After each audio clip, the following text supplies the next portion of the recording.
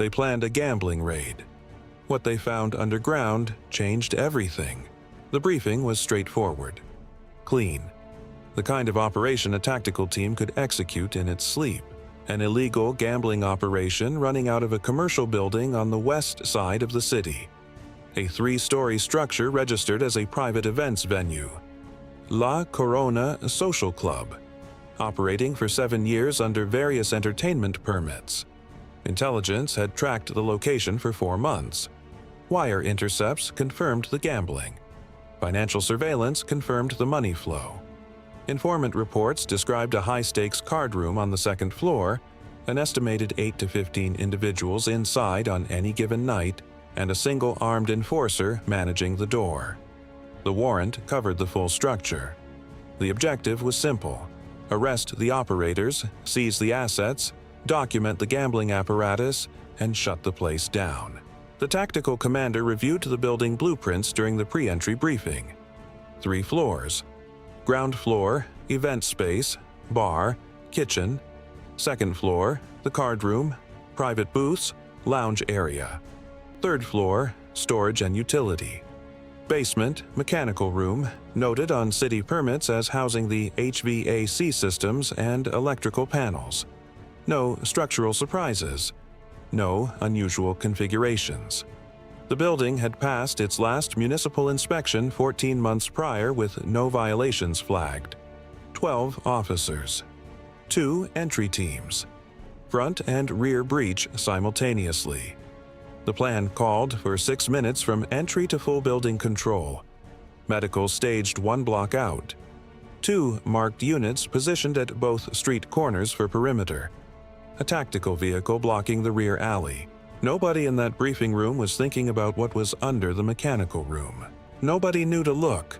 The entry began at 11:22 p.m. on a Thursday. Both teams moved on the commander's mark. The front door came off its hinges in a single breach, reinforced steel frame, but the team had prepped for that. Rear team hit the service entrance simultaneously, cutting the response window to 0. The building's internal alarm triggered within 3 seconds of entry, but by then officers were already on the stairs. Ground floor was clear in 40 seconds. 2 individuals behind the bar, a bartender and a floor manager, were secured without resistance. They offered their hands before being asked. Neither said a word. 2nd floor was the card room. 8 people seated at 2 tables, dealers included. The room looked exactly like the briefing described.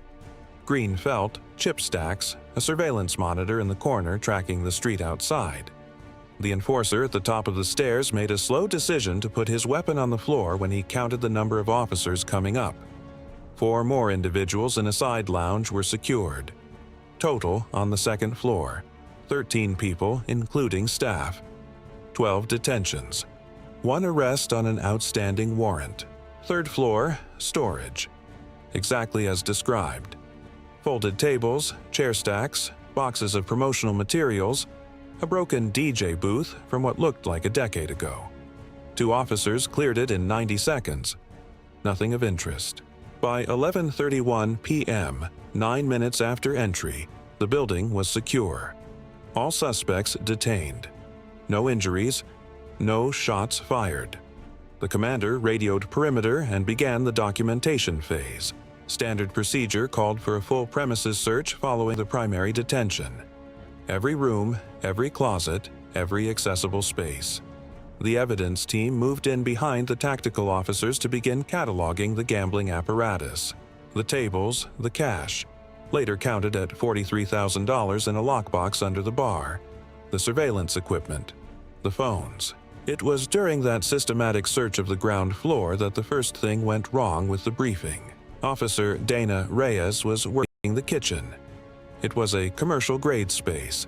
Industrial refrigerators, a 6-burner range, stainless prep surfaces. The kind of kitchen that could serve 100 people. The building's permits described it as supporting the event's venue function, which made sense. What did not make sense, as Reyes moved toward the back wall, was the ventilation. The kitchen had 2 vent shafts visible in the ceiling. Standard. But along the back wall, behind a tall steel shelving unit stocked with restaurant supply boxes, there was a third vent register. Floor level, approximately 18 inches by 12 inches, and it was running. Not exhaust.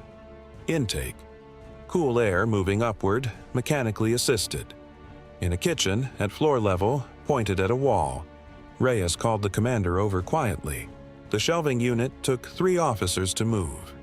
It was not bolted down, but it was heavy, and whoever had positioned it had placed it precisely. Behind it, the back wall of the kitchen was not tile and concrete. It was a panel. Drywall over a steel frame painted to match, seamless at the edges. A thin line ran vertically at the 3-foot mark, another horizontally at the 6-foot mark. A door, hinged inward, latched with a heavy surface bolt accessible only from inside the kitchen. The commander looked at the floor in front of the panel. Years of foot traffic had worn the concrete in an arc, a faint crescent where the door's base had swung repeatedly. You could only see it if you were looking. Nobody during 4 months of intelligence gathering had been in this kitchen.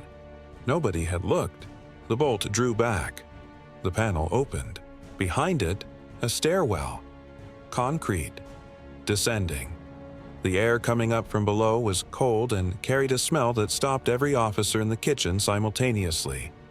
Industrial disinfectant over something organic, something wrong. Strip lighting ran down the left wall of the stairs, motion activated, flickering on in sequence as they triggered. The commander looked at his team. He got on the radio immediately. "Command, we have a subterranean level at La Corona. Not on blueprints, not on permits. We are preparing to descend. Request immediate backup. 2 additional units minimum. Hold medical closer. This is no longer a gambling operation." He did not know yet what it was. He would know in 4 minutes. The descent was 14 steps. At the bottom, a short corridor, 8 feet wide, poured concrete, overhead lighting, ran straight for approximately 30 feet before branching left and right. The smell was stronger here. The temperature was noticeably lower than street level mid-50s, the kind of climate control that required dedicated equipment. The ventilation system that Reyes had noticed upstairs made complete sense now. This space had its own independent HVAC, separate from the building's permitted mechanical room. The tactical team moved down the corridor in formation. The branch to the right revealed the first door. Steel, commercial grade, with a keyed deadbolt and a small sliding viewport at face height. The kind of viewport used for observation from the outside. The commander drew the viewport open. He looked through for 2 seconds. He closed it. He stepped back and spoke to his team in a voice that was completely flat. "We are going to need the medical team inside now. Call it in. All units. We have victims." Behind that door were 4 individuals. 2 women and 2 men. They had been in that room for a duration later established by investigators at between 6 weeks and 4 months, the variation reflecting different arrival dates. The room measured approximately 12 feet by 14 feet. It contained 4 cots, a single toilet and sink behind a partial partition, and a mounted camera in the upper corner of the ceiling. The occupants were in poor physical condition, malnourished, disoriented by the sudden light and entry of the tactical team, one individual requiring immediate medical intervention for a respiratory condition that had gone untreated. The corridor had 8 doors. Not 1, 8. The team worked methodically, door by door, clearing each room and extracting victims with the support of medical personnel who came down the stairs 2 minutes after the commander's call. The picture that assembled itself over the next 45 minutes was one that no element of the 4-month intelligence operation had come close to anticipating. 23 people were recovered from the subterranean level. Ages ranged from 19 to 51.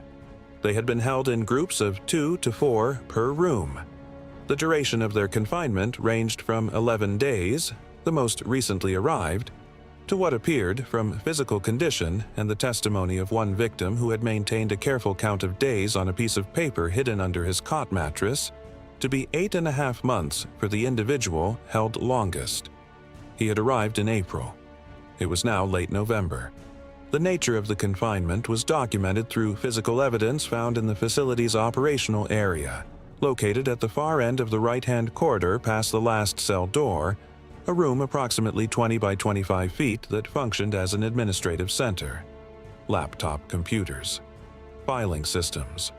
A whiteboard on the wall covered in names, figures, and dates.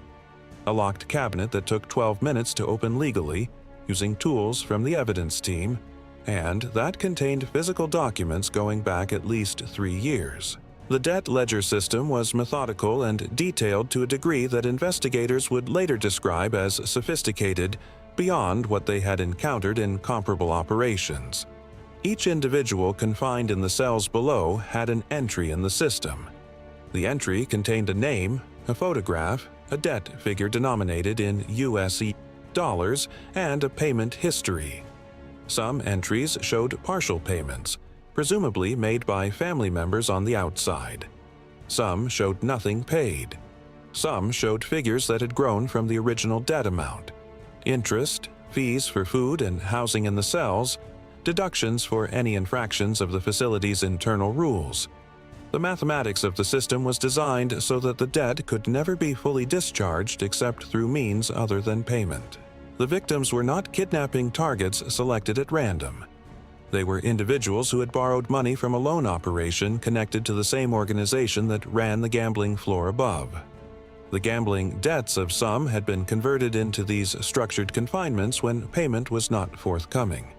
Others had borrowed money for other purposes: family medical emergencies, business ventures, immigration costs, through loan channels that traced back to the same source. When the repayment schedule broke down, the mechanism was not legal enforcement. It was this. What investigators found in the administrative room made the near-miss element of the operation impossible to ignore. On the desk, beneath a closed laptop, was a printed document. 4 pages stapled.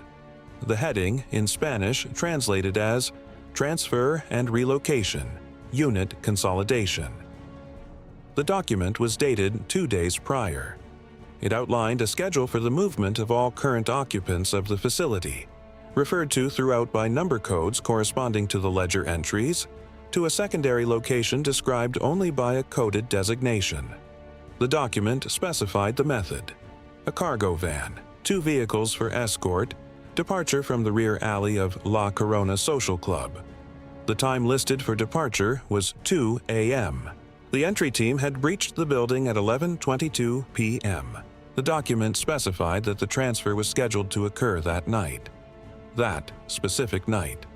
2 hours and 38 minutes after the tactical entry had begun. A subsequent line on the 3rd page of the document outlined the reason for the consolidation. Due to increasing regulatory attention on this district, the operational center at this location is to be permanently closed following the transfer. All physical infrastructure to be destroyed per standard protocol. Unit to resume operations at secondary location only. The organization knew or suspected that attention was building around La Corona. The gambling operation, the very operation that had triggered the warrant, had apparently become a liability. The plan was to use the gambling raid they anticipated as cover or perhaps as a distraction, and to extract the 23 people from the underground facility under the assumption that any law enforcement entry would focus on the visible gambling apparatus and not discover the subterranean level in time. They had been wrong about that by 2 hours and 38 minutes. The tactical team now had a problem that had nothing to do with the original warrant. 23 victims requiring medical processing and interview, a complex underground facility requiring full forensic documentation, a 4-page transfer document pointing to a secondary location, and an organization that had been planning to move tonight and would, within hours, realize that the transfer had not occurred as scheduled. The commander spent 8 minutes on the phone with his supervisor and the duty prosecutor before the tactical picture became clear enough to drive decisions. The scope of the discovery required notification up the chain to federal authorities, given the organized crime elements, the scale of the confinement operation, and the document's implications of a broader network. 2 additional tactical teams were requested for deployment. Investigators were called in. A federal duty agent was woken up at 11 minutes before 1 in the morning and briefed in 4 sentences. Meanwhile, the evidence team worked the administrative room with systematic precision. Every document was photographed in place before removal. The laptops were imaged on site by a digital forensic specialist who arrived 40 minutes after the initial discovery call. The whiteboard was photographed from multiple angles. The ledger cabinet contents were inventoried item by item. Investigators began mapping the debt records to victim identities as medical personnel worked through the cells, extracting individuals who, in many cases, could not stand unassisted. The physical evidence in the administrative room began to build a picture of the organization's scope that extended well beyond the single location. Transaction records referenced payments processed at 7 other addresses in the metropolitan area. Other businesses, other fronts, other collection points. The debt portfolio documented in the ledger represented over 400 individual accounts across a 3-year operational history. The current 23 in custody, representing only the active confinement cases. Hundreds more had cycled through the system and been released after payment, or transferred through it to outcomes the records did not explicitly state. The connection to the Jalisco New Generation cartel emerged from documents in the locked cabinet. Financial routing instructions referencing account structures and intermediary companies that federal investigators would later confirm were part of a known CJNG financial architecture operating in the United States. The loan operation was not independent. It was a revenue and control mechanism embedded in a larger network, generating income through debt enforcement and providing leverage over individuals in the community who could be useful in other ways. As couriers, as informants for the organization, as silent participants in other criminal activities in exchange for debt reduction. The gambling operation upstairs, it turned out, was not incidental. It was a recruitment mechanism. People lost money at the tables. When they lost more than they could cover, a quiet conversation happened. Not confrontational, not threatening, at least not initially. A friendly offer. A private loan arrangement.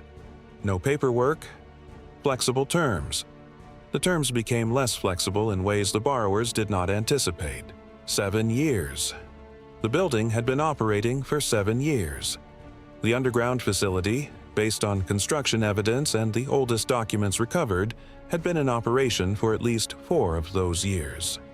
During that time, it had processed an estimated 400 to 500 individuals through the debt enforcement system, with the cells holding a rotating population of those who either could not pay or who the organization wished to hold for other leverage purposes.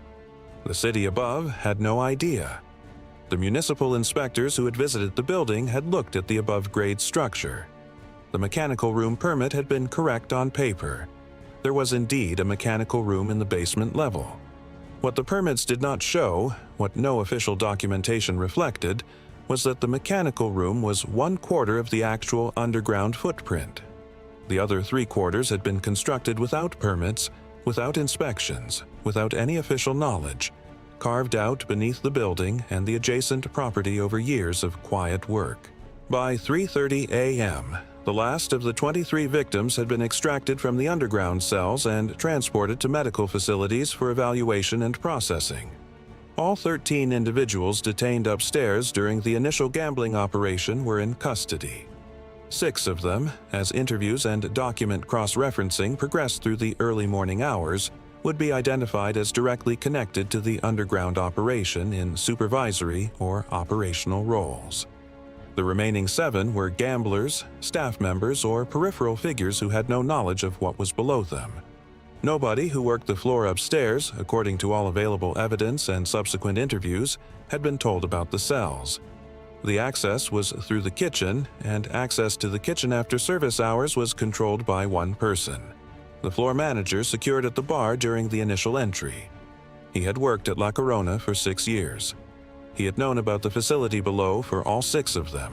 By 4 a.m., federal authorities had identified the secondary location referenced in the transfer document. A second tactical operation was being planned.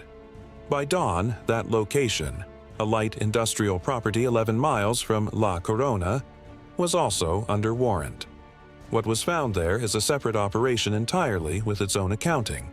The transfer was scheduled for 2 a.m. The team had entered at 11:22 p.m. The math on what would have happened if the warrant had been executed any other night, or if Officer Reyes had not noticed a floor-level vent register running cold air in a kitchen, does not require elaboration. 23 people were safe. The network was exposed. The organization's local financial infrastructure was dismantled in a single operational period. 400-plus records created a roadmap for investigators that would generate further warrants and further operations across a multi-month investigation. The building at La Corona Social Club was sealed by federal order before sunrise. The underground facility was preserved as a crime scene. Structural engineers confirmed the construction was stable. Whoever had built it had done so with a disturbing degree of professional competence. It had been designed to last. It did not last, because a team prepared for one thing found something entirely different, adapted without hesitation, and stayed in that building until every room had been opened and every person inside had been brought out into the air. This is a fictional dramatization inspired by tactical law enforcement concepts. No real operations, units, or specific locations are depicted. All characters and events are entirely fictional.